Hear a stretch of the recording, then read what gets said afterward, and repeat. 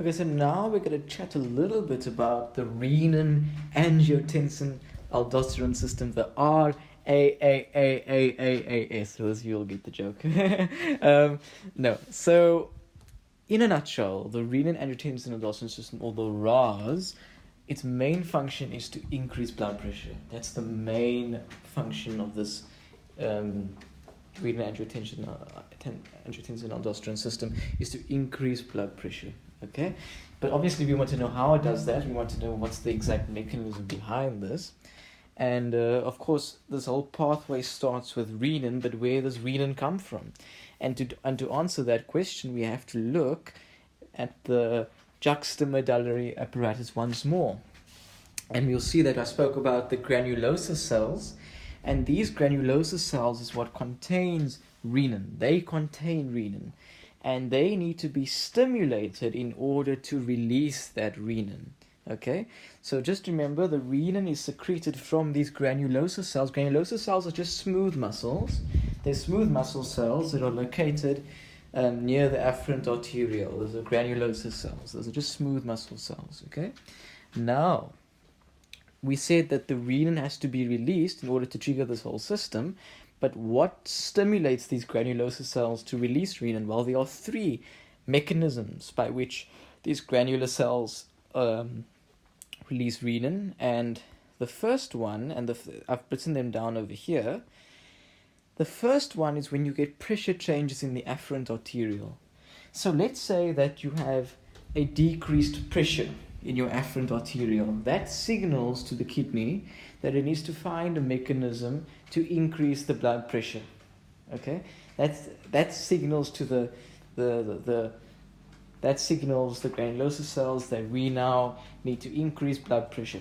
So you release renin. That's the first mechanism. The fact that, of course, you've got a decreased pressure in the afferent arteriole, this stimulates the granulosa cells to release more renin. Okay. The second mechanism is through the macula densa. Remember, we said the macula densa are these cells over here. They are part of the distal convoluted tubule. They're macula densa, they're dense cells, and they sense sodium concentrations, fluid volume, and so forth entering through the distal convoluted tubule. So if they sense that there's a decreased amount of sodium, and that means that the kidneys need to find a way to increase the amount of sodium entering into the whole kidney nephron system. And one of the ways you can do that is, of course, by increasing blood pressure, by forcing more fluid into the nephron, and therefore you'll force more sodium, okay, and you force more fluid. So the fact that these macula densa cells detect a decreased sodium implies that they now want to, in order to restore the sodium balance, implies that they want to increase blood pressure. And they do that by stimulating the granulosa cells to secrete renin, which will increase their blood pressure. So you have to understand where all of these mechanisms fit in and why they act together. The third reason is because of sympathetic activity. The granulosa cells themselves, they are innervated by beta-1 adrenergic receptors. Remember, the smooth muscle afferent arterioles, they are innervated by alpha-1 adrenergic receptors. The granulosa cells, which secrete renin, are innervated by beta-1 adrenergic receptors. Very important. In fact, Kwanyanya in his lecture said that this will be a multiple choice question. So if you know this, it's like 1 mark for the test. So, yeah. So sympathetic activity. If there's a decreased systemic blood pressure, the body will stimulate these granulosa cells through the sympathetic fibers just to release renin. Renin will then increase the blood pressure to restore the blood pressure. So now we can understand why renin is important, why the system is important, because renin ultimately increases the blood pressure. But how does renin increase the blood pressure? And that's what we really have to understand. We've shown that the system, by increasing blood pressure, corrects the problems that were existing in the body. But how does it correct those problems? How does it increase the blood pressure? And now we have to understand how the renin-angiotensin aldosterone system works. So we know now that these granulosa cells have been stimulated, they've released renin. What does the renin do? And to answer that question, I'm going to turn to this wonderful diagram which explains the renin-angiotensin-aldosterone system. Okay, so it all starts off with the liver. The liver produces an enormous amount of a substance called angiotensinogen. Okay, and the fact that the kidney is now releasing renin, the renin actually cleaves the angiotensinogen, which is an inactive molecule. It cleaves it into angiotensin 1, which is now an active molecule. Angiotensin 1 then travels around the systemic circulation. Everything that's in the systemic circulation will eventually have to enter the lungs, which is why the angiotensin converting enzyme is in the lungs, because if it's in the lungs, all the blood is going to go past it, which means it has the greatest chance of catching one of the angiotensins to convert. That's why it's there. So the angiotensin 1 is going to go into the lungs, and it's going to be converted by the angiotensin converting enzyme into angiotensin 2. The angiotensin 2 then, I'm not going to worry about this part, but angiotensin 2, one of the functions is to stimulate the adrenal cortex, and the adrenal cortex stimulates the production of aldosterone. Aldosterone is important because aldosterone stimulates the reabsorption of sodium. The reabsorption of sodium from the tubular fluid. And we know that when we reabsorb sodium, water tends to follow. So what that means is that water is being extracted from the tubular fluid, and it eventually enters the bloodstream. So when you extract sodium and water, you're effectively increasing your blood volume, and by increasing your blood volume, you're increasing your blood pressure, you see. So remember we said renin, the overall effect is increased blood pressure. This is how. Because aldosterone is stimulating sodium to be reabsorbed, water follows the sodium out of the tubular fluid into the interstitium, into the capillary network, into the bloodstream, and that will increase blood volume. Increasing the blood volume will increase the blood pressure. Okay, so that's the renin-angiotensin-aldosterone system.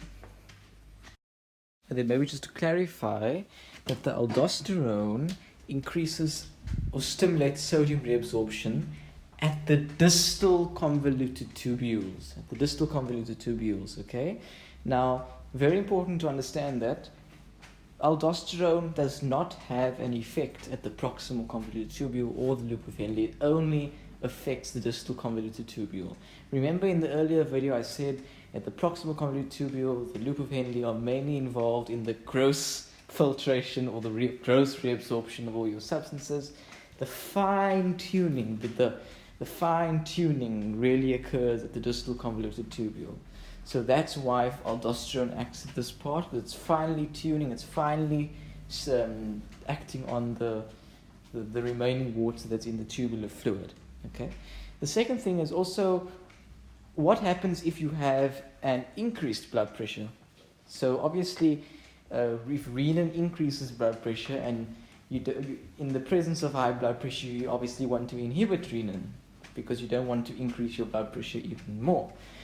And if you inhibit renin, there's nothing to cleave tensinogen to angiotensin 1, and of course this whole process will not continue. So therefore, because the kidneys have this really cool mechanism of this whole cascade, just by stopping one, all the others are not going to be stimulated.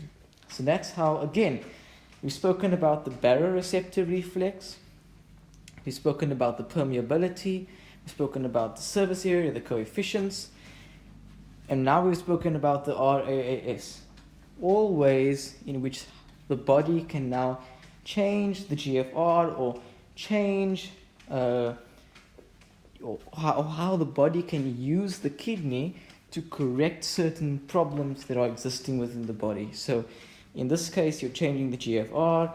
In this case, you're reabsorbing sodium. But this is basically showing how you can manipulate the kidney in order to correct changes or problems that are existing within the body. And I thought, let me just for completion purposes, just show you on a biochemical level how aldosterone actually acts, okay? So what aldosterone does is that aldosterone creates more leak sodium channels on the luminal side of the membrane. Now why does that help? Okay, so let's just revise the section quickly. the sodium potassium ATPase is pumping sodium out of the cell, potassium inside of the cell. Sodium is outside of the cell. That means that the sodium concentration inside of the cell is going to be very, very, very low compared to that of the lumen. So there's a higher concentration now of sodium out in the lumen compared to the tubular cell because it's being pumped out by sodium. Okay, so now what aldosterone does is that it says, okay, I know that there's a gradient now. I'm just going to put more channels here. I'm going to put more channels here in this luminal surface to allow for more sodium to come through. I'm increasing the permeability of the luminal side to allow for more sodium to come through using the passive movement of sodium because now there's a gradient. Sodium is now inside of the cell. It gets pumped out by that same sodium-potassium pump and then enters the bloodstream. Water will then follow the sodium and therefore the blood volume will start to increase. So that just shows on a biochemical level how aldosterone is acting. Okay, so now we're going to be talking about something known as the natriuretic peptides. Okay, the natriuretic peptides. There are two types of natriuretic peptides. You get ANP, which is one I've put over here, which is atrial natriuretic peptide, and then BNP, which is brain natriuretic peptide. That is found in the ventricles, even though it's called brain, which is actually Keishore's joke last year. But anyway, so these ANP, BNP, the natriuretic peptides, are the direct opposition of the RAAS system. So they are constantly fighting against each other because they have opposite actions. Just like this system ultimately increases blood pressure, this system ultimately decreases blood pressure. And now we're just going to quickly go over how this system decreases blood pressure. Okay, now you'll notice that this is called natriuretic peptide, and you know me, I love using words, I like looking at the etymology of words. Natrium, natrium is actually what sodium stands for. The Na in sodium means natrium. So if you say natriuretic, we're talking about the release of sodium into the urine. And that's actually how how the system works. Because remember, what brought water out of the tubular fluid, which increased blood volume in this system, the RAAS system, was the fact that sodium was brought back into the system and water followed it. So this mechanism, the ANP mechanism, the natriuretic peptide mechanism, is to keep sodium inside of the tubular fluid, which means that you've got to keep water inside of the tubular fluid, thereby decreasing the blood volume and therefore decreasing the blood pressure. Okay, and the first way it does this is by directly inhibiting the sodium absorption in the distal convoluted tubules. Remember we spoke about how the RAAS system talks about how it wants to increase sodium reabsorption. This system inhibits that. So if you're stopping sodium coming in, you're stopping water coming in, so you're stopping that blood volume increase. If you inhibit renin, if you inhibit renin, you're stopping that whole renin-angiotensin aldosterone system. So therefore you've got to stop all those effects to increase blood volume and increase blood pressure. So you're going to stop that.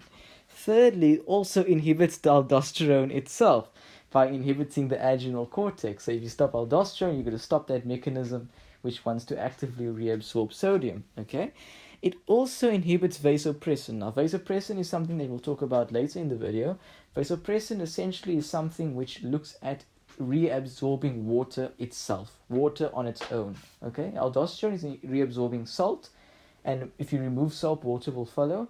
Vasopressin is just looking at the reabsorption of water. Okay, and if you inhibit that, it means that you're going to stop water being reabsorbed. Water is going to leave in your tubular fluid, in your urine, so your blood volume is going to decrease. Fifthly, it's also going to increase the GFR. Because if you increase the GFR, more fluid is going to ultimately leave your general circulation. Because if more fluid enters your GFR, more fluid is going to leave in your urine. So less fluid is going to remain in your systemic circulation.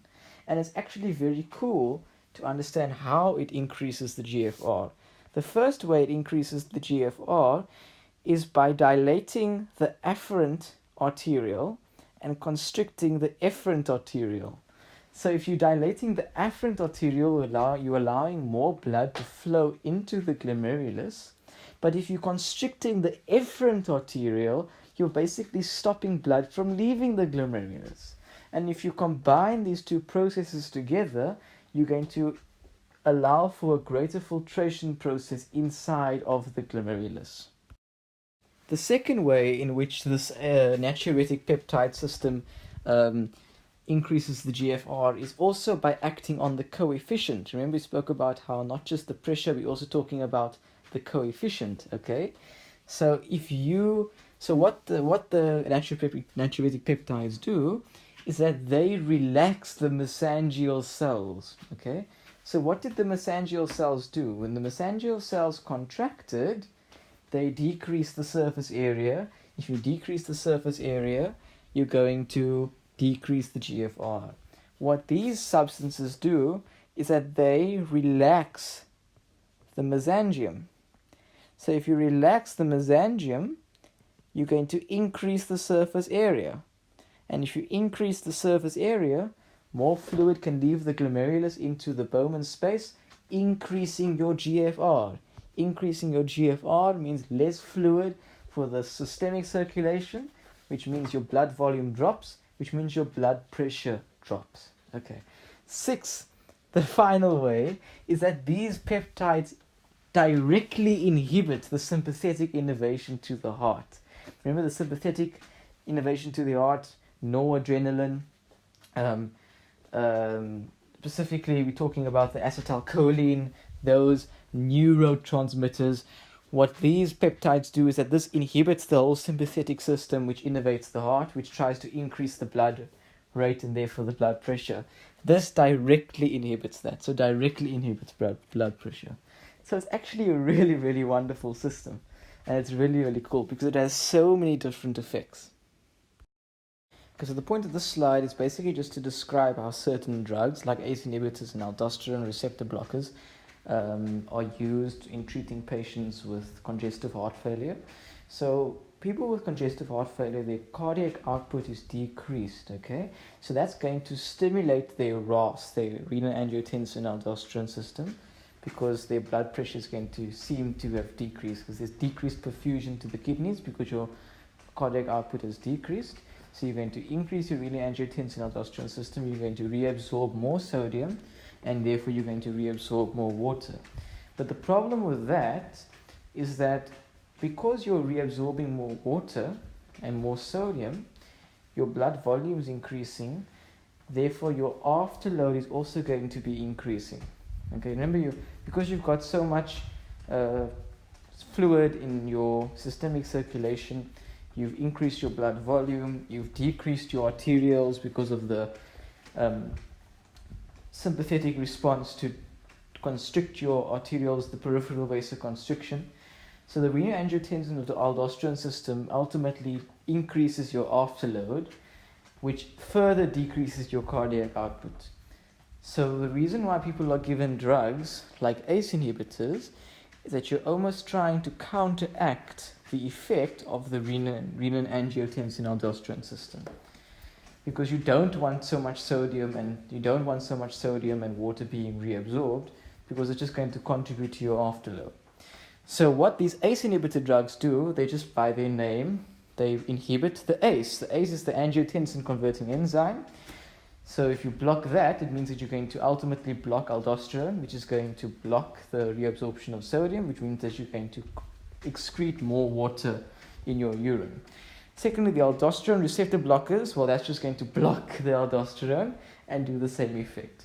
So this is just to show you how it's important to understand all of these mechanisms, where the ACE inhibitors are, where's the ACE, where's aldosterone acting, because if you want to manipulate or change some things around in the patient, it's like a toolbox to change things around. So you'll see in Gwanyanya's lecture slides, the very last slide of his lecture, he will say the kidney is a toolbox because there are things in the kidney that can be manipulated to sort out other issues that are present in the body of the patient. So this is one of the ways that you can do that. Okay, so when it comes to phosphate handling, chloride handling, magnesium handling, calcium handling, I decided I'll rather make a separate video on that. That isn't really so important. I don't think it's that important for renal physiology, and it's not something that necessarily has to be fully understood, I think. So I'm going to leave that video for last. I'm rather going to focus on the rest of the video. So I don't think that that's too important. I'm going to move on to the water now. Right, so the second last section is going to be looking at the role of water and how water is reabsorbed as a result of hormonal stimulation. Okay, but now before that, I just wanted to explore how the collecting ducts work, and I know I promised this in a previous video, because the question is that, and I showed how the medulla has this vertical osmotic gradient, but obviously the question is, why do we want that osmotic gradient? What is the purpose? And I'm going to show you that purpose now. So if we look and we revise, we know the fluid comes out of the proximal convoluted tubule, 300 milliosmoles, coming down, increasing concentration to about 1200, goes up, and eventually leaves the loop of Henle with a concentration of 100 milliosmoles, okay? And then that fluid is going to travel across the distal convoluted tubule, remaining relatively the same, 100 milliosmoles, and then it enters the collecting duct, okay? Now, very important to understand that firstly, the collecting duct is impermeable to water. It's naturally impermeable to water. It can only allow water to pass through if there is some stimulus or hormonal stimulus, namely that of vasopressin. So just keep that in mind. So the fluid that enters the collecting duct has an osmolarity of 100. Okay. Now remember, compared to the rest of the fluid in my loop of Henle, 100 is actually quite dilute because its concentration is really small, which means that it's relatively dilute. Okay. Now, the beautiful thing about the body is that it ensures that the fluid that enters the collecting duct is relatively dilute. And what it says is that if I need to reabsorb water, I will do so. But if not, it's chilled, I'll let my fluid enter the collecting duct and exit my body relatively dilute. But the main thing is that because it's dilute at this stage, it allows you to extract water from here to conserve water and make your urine much more concentrated. So this is actually a really beautiful mechanism. So the body is basically saying, we've got a very dilute solution that is entering the collecting ducts. If we leave it as is, our urine will become dilute. But if we need to reabsorb more water because maybe we dehydrated, whatever it may be, then we have this option of taking the water out of here, okay, and into our interstitium, okay, and that will allow us to conserve water, and then this water will obviously be picked up by the vasorector and enter the normal bloodstream. But now, how does that happen? Okay, so we have agreed that we want our water to leave the collecting ducts. We want to have the option for water to leave the collecting duct. And the only way that water can leave the collecting duct is firstly if there's a channel open, okay? But secondly, if there is an osmotic gradient. You see on the interstitial side, this gradient is much greater. This concentration is much greater than the concentration of your collecting duct. So that means that water will, if you create a channel by osmosis, will move down into this interstitium, thereby conserving water. But because you are increasing your concentration as a result of your vertical osmotic gradient, it allows for more and more and more water to leave this collecting duct. Because remember, water will leave until it has equilibrated with the interstitium. So because you have this down increasing gradient, you have the opportunity to allow water to leave to such an extent that it's essentially making this fluid extremely, extremely concentrated. But the only way water can do that is if there is such a high concentration over here, because then it has much more of there's a much higher gradient for water to move across into this interstitium over here. Let me say that again. The vertical osmotic gradient is important because it means that as water leaves, it has an osmotic gradient, but because this osmotic gradient is increasing, it allows more and more and more and more water to leave the collecting duct if it needs to. If this was just 300, okay, if this was just 300 over here, you would only be able to lose a certain amount of water. But because this gradient is increasing, you're allowing yourself to absorb even more water because this gradient is so high. Water wants to move from a less concentrated area to a more concentrated area so that it can equilibrate. Remember, by osmosis. So the greater the gradient, the more water will move. So that's why that vertical osmotic gradient is so important, because it allows far more water to move across from the collecting ducts into the interstitium than if you were just to have a constant gradient of 300, 300, 300, and 300. So can you appreciate why the vertical osmotic gradient is so important?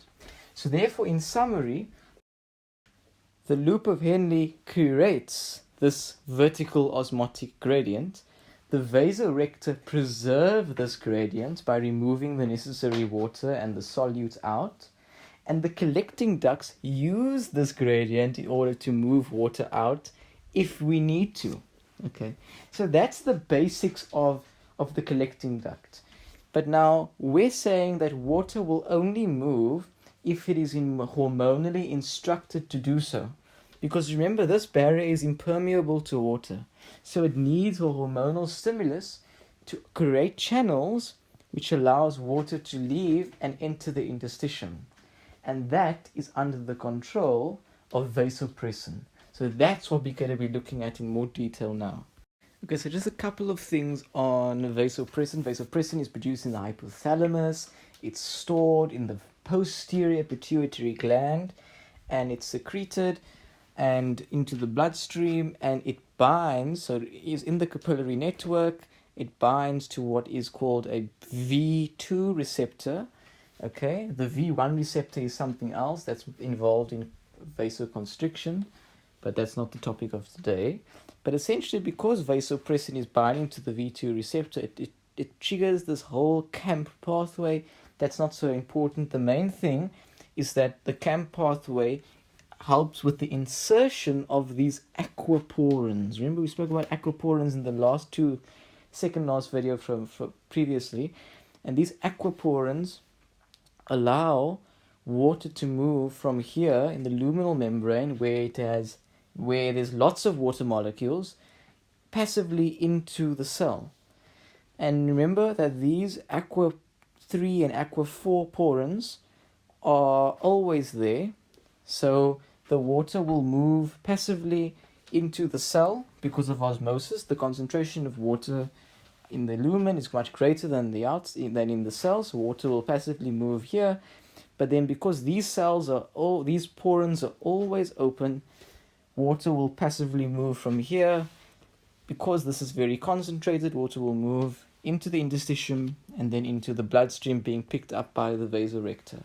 Okay, now, just very important to understand, the net effect of vasopressin is that it's going to allow for water to be reabsorbed. Very different from aldosterone. Aldosterone reabsorbs salt, water follows.